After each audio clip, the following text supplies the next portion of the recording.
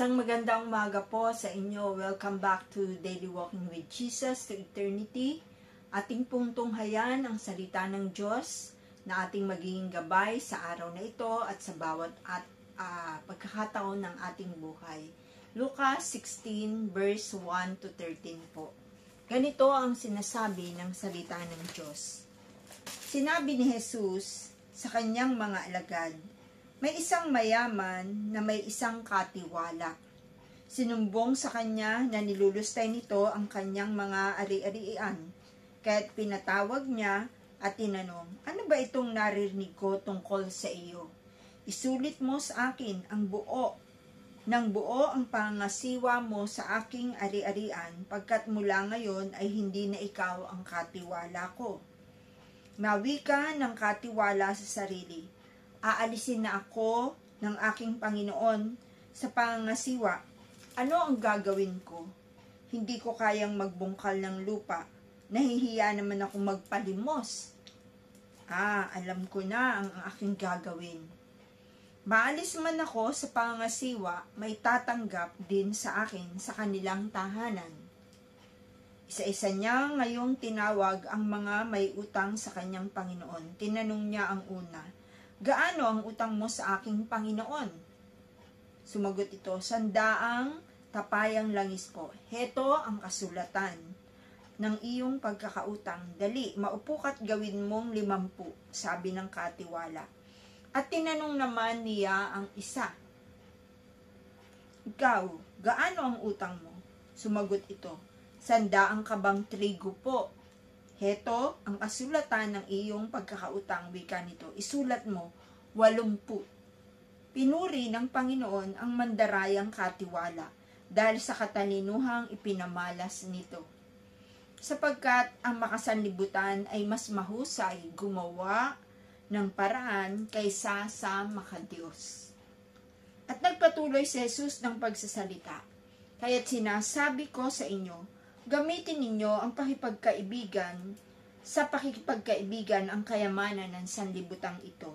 Maubos man ito ay may tatanggap naman sa inyo sa tahanang walang hanggan. Ang mapagkakatiwalaan sa maliit na bagay ay mapagkakatiwalaan din sa malaking bagay.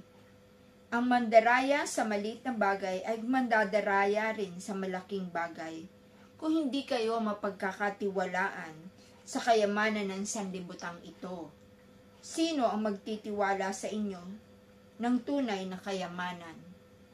At kung hindi kayo mapagkatiwalaan ng kayamanan ng iba, sino ang magbibigay sa inyo ng talagang para sa inyo? Walang makapaglilingkod ng sabay sa dalawang Panginoon, sapagkat kapupuotan niya ang isa at iibigin ng ikalawa.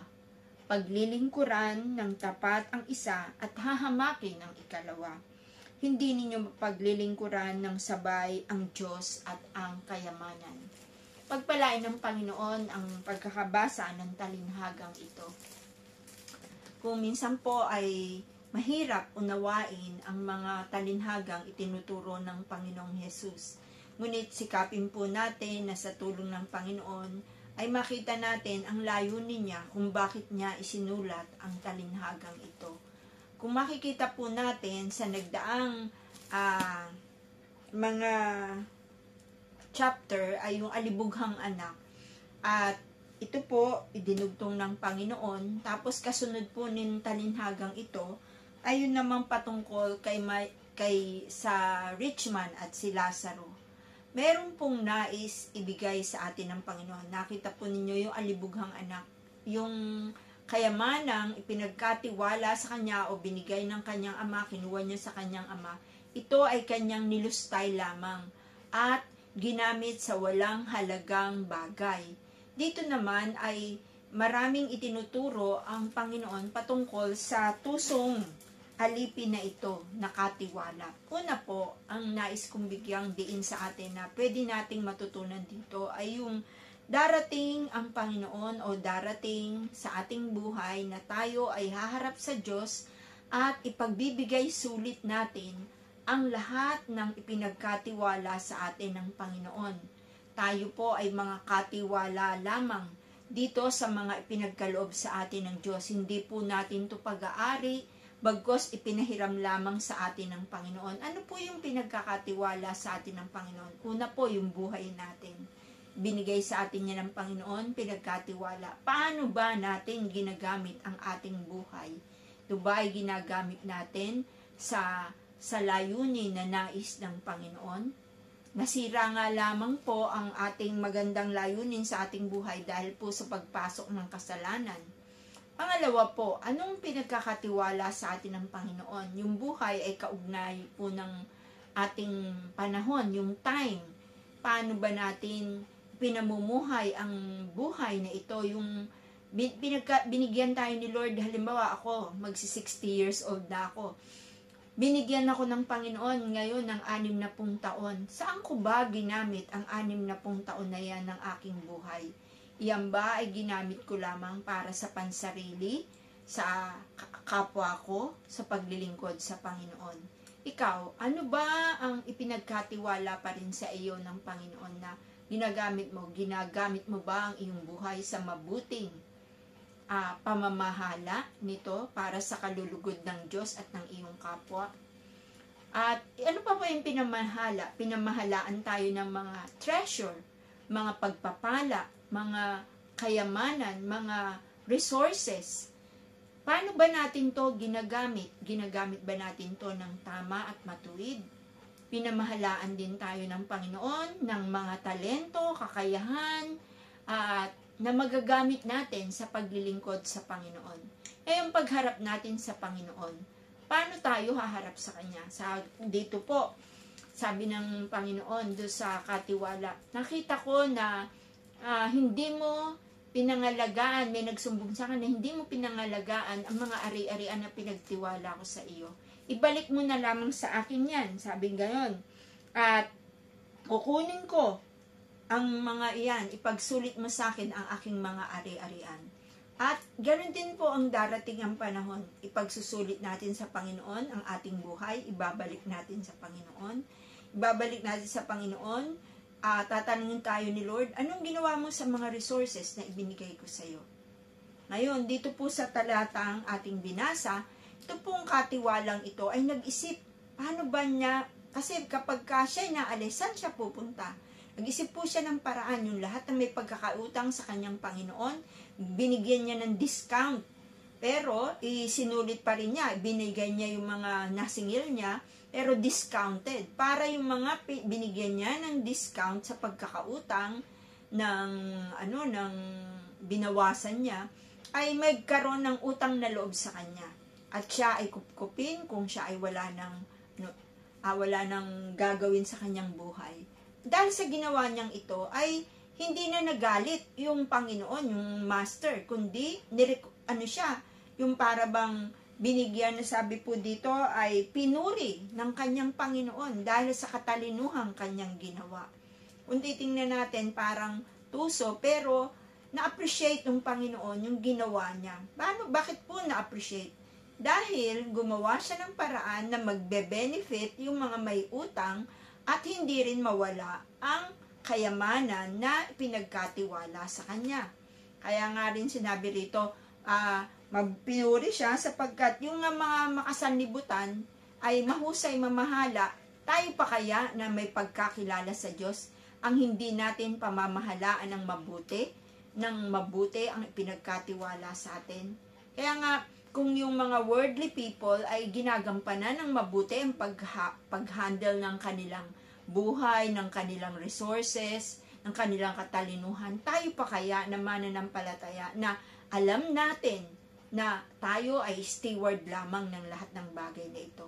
Sinabi rin ng Panginoon na dapat nating matutunan sa umagang ito ay yung kung tayo ay magiging mabuting katiwala ng mga maliit na bagay na ibinigay sa atin ng Panginoon, pag mamahalain niya tayo, o bibigyan pa tayo ni Lord ng marami pang resources kasi naging tapat ka sa kaunti. Pero kung hindi ka naging tapat sa kaunti, hindi ka niya pamamahalain. Pangatlo na gustong sabihin sa atin ng Panginoon, yung kayamanan na ibinigay sa iyo ng Panginoon. Kung ikaw ay pinagpala ng mga resources na ito, gamitin mo ito para sa paglilingkod sa kaharian ng Panginoon. Sabi nga, makipagkaibigan ka. Gamitin mo ang pakipagkaibigan sa kayamanan ng sanlibutan ito upang maubos man ito'y may tatanggap naman sa iyo sa tahanang walang hanggan. Ibig sabihin, yung mga resources na ginamit mo sa mundong to, sabi nga, ang pera hindi masama, ang kayamanan ay hindi masama kung ito ay magagamit natin para sa ikabubuti ng kapwa at sa ikapupuri ng Panginoon para sa kanyang kaharian. Sinabi rin ng Panginoon dito, sabi nga po, huwag kang maglingkod sa dalawang Panginoon dahil ang isa ay kamumuhian mo, ang isa ay magiging tapat ka. Ang sinasabi, paglingkuran mo ang Diyos. Ibig sabihin, merong kayamanan, merong mga bagay dito sa mundong to. Pero gamitin mo yan para sa kaluwalhatian ng Panginoon. Ang priority pa rin ay si Lord. Ang iyong buhay ay sa Panginoon muna. At kung tama ang iyong relasyon sa Diyos, alam mo rin kung paano i-manage ang mga resources at kayamanan na ibinigay sa iyo ng Panginoon. Kapatid, tayo ay pagkakalooban pa ng Lord ng marami pang pagpapala kung marunong tayo na ang alam natin, ang priority ay ang Panginoon, siya ang ating paglilingkuran at hindi tayo naglilingkod sa salapi lamang. Sana po ay matutunan natin ang pagiging mabuting katiwala at maging matalino tayo sa pag-handle ng mga bagay na ipinagkatiwala sa atin ng Diyos. Tayo po ay manalangin. Aming Diyos at aming Ama, maraming salamat po sa pagtuturo sa amin. Tunay nga, Lord, patawarin mo kami kung kami ay hindi naging mabuting katiwala ng aming buhay, ng mga blessing, ng mga katalinuhan or abilities and gifts na pinagkatiwala mo sa amin. Lord, tulungan mo kami na sa pamagitan ng mensaheng ito ay malaman namin na kailangan naming maging mabuting katiwala, maliit man o malaking pagpapala. Yung mga material blessing, mga pera na binibigay mo sa amin, nawa maging tapat kami na ipagkaloob ang nararapat sa iyo at gamitin namin to sa ikalaluwag o sa ikalalago ng kaharian mo sa pagbabahagi ng iyong salita, sa pagtulong sa kapwa. Tunay nga, Panginoon, pagpalain mo ang aming buhay upang mapaglingkod namin sa iyo ang mga pagpapalang ipinagkakaloob mo sa amin. Ito po ang aming samot dalangin sa pangalan ni Jesus. Amen. God bless you po at tayo ay muling magkita bukas sa masaganang salita ng Diyos.